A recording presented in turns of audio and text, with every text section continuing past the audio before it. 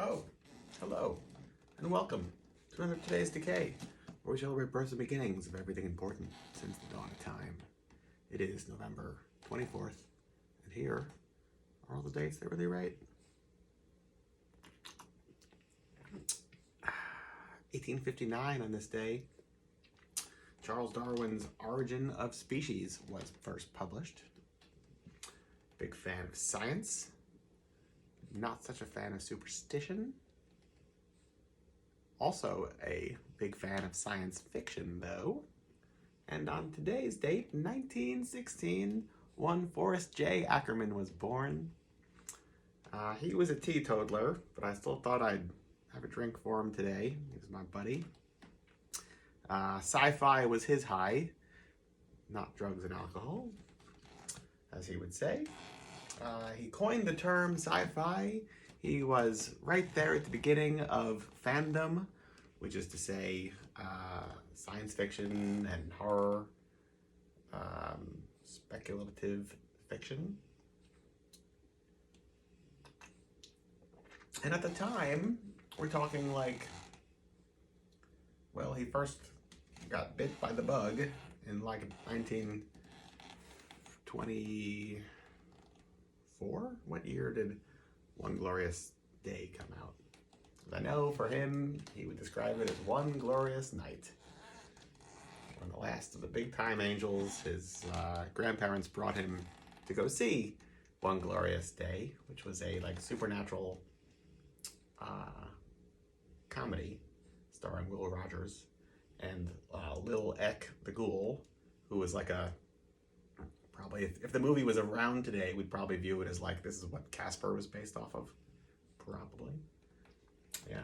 But that's just the very beginning. It's actually a story that takes up the majority of the 20th century. But he would say that of his beginnings, it was a proud and lonely thing to be a fan. That's because there was nobody else that he could talk to about what he really enjoyed, which were the stories of H.G. Wells and Jules Verne and Bram Stoker and Mary Shelley. And the way that people communicated about being into the strange and unusual at a time well before the internet was in the letter page columns in the back of pulp magazines. So you had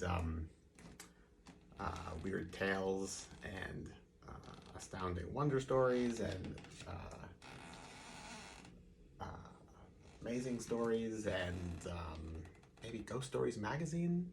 Not sure if that had a letters column in the back or not, but people from all over the world could then like communicate with each other over like several months' time, and that was how you I won't say networked, because the idea wasn't networking. It was just there is nobody to talk to where you live about what is your passion.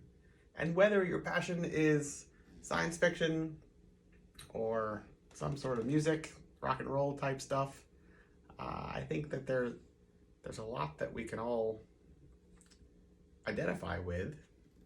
I know growing up and getting into first punk and then psychobilly, there was nobody to talk to about psychobilly, and it was kind of just a random thing that I even got into it in like the mid-90s.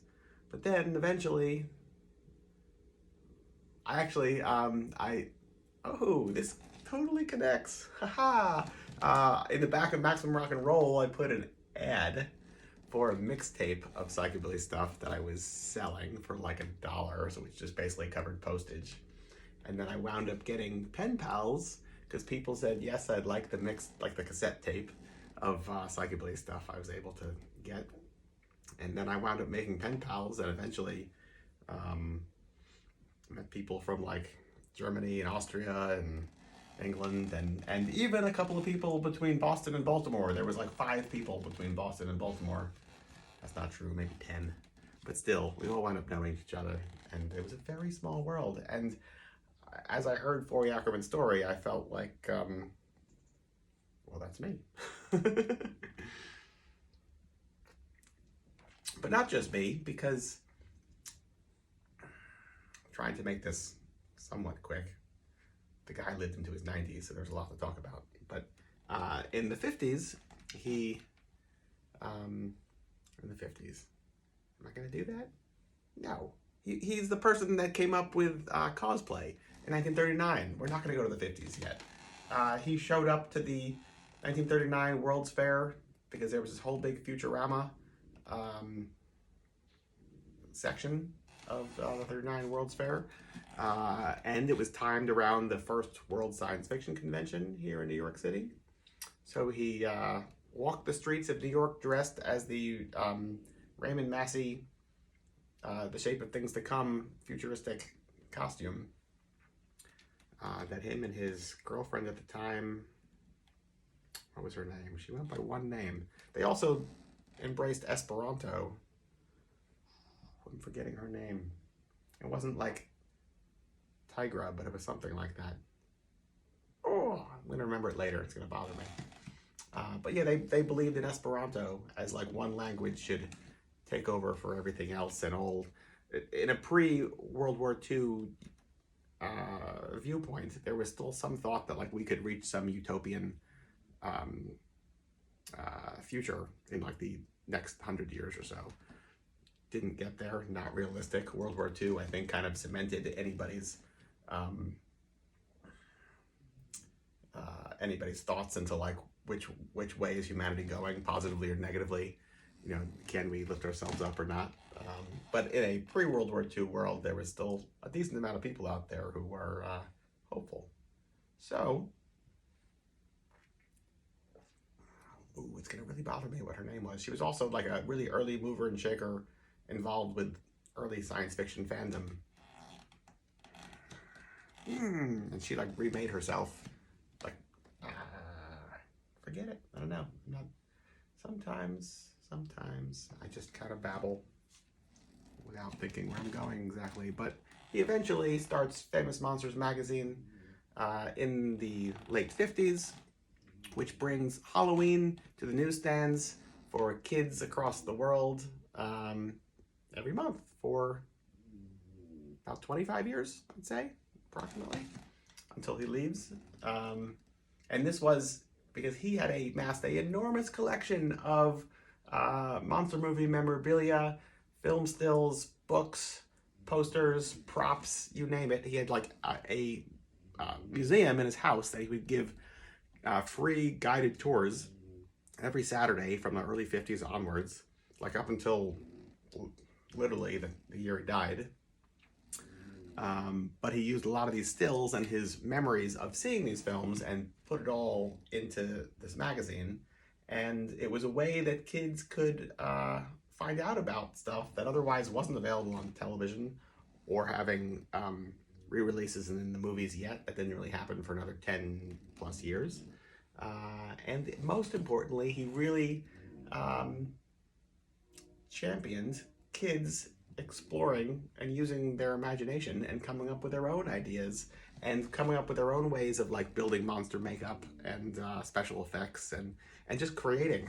And in the process, you get people like Steven Spielberg, George Lucas, Stephen King, Joe Dante, all who were like 10-year-olds reading this magazine being like, huh, Flash Gordon, you don't say. I like to check that out. Well, I got some ideas of my own for this. And what else? He eventually creates Vampirella. He's a huge champion of equal rights, gay rights, all at a time which this could get you in a lot of trouble. And it's those people that really stand up for the downtrodden, which I think is very inspiring. I think it's very easy to like follow the masses, and it's great that we are in a morally better place today than we were years ago, but still, humanity is sheep, or so I think. And so, all the more inspirational when you see somebody stand up for what they know to be right at a time where that's not what the horde is doing, you know? Yeah. What else? He would give you his shirt off his back. He's a great guy. Yeah. What else? Plenty more. Oh, we created Vampirella. He didn't really give her the shirt off his back. She's not really wearing a shirt. But still, great stuff, regardless. Maybe it's despite of. What else? Anyway, Forrest J. Ackerman. Should remember him every day. My house, my world. Matter of fact, these videos are very much all an inspiration of him. I'm inviting you into my house, not physically, but by way of these videos every day, in part because I knocked on Forey's door one day feeling like I don't know that he's gonna, bother to open the door, or what if he's in a bad mood. You never want to meet your idols, right? That's the term. In this case, no, definitely wrong. He was wonderful. And we'd go out for lunch all the time, and he was hard of hearing by the time I got to him, and we were still able to go back and forth with all these ridiculous puns. It was really good. It was really good. So, what else? Freddie Fingers Lee, born today, 1937, the one-eyed boogie boy himself. England's answer to Jerry Lee Lewis, I guess.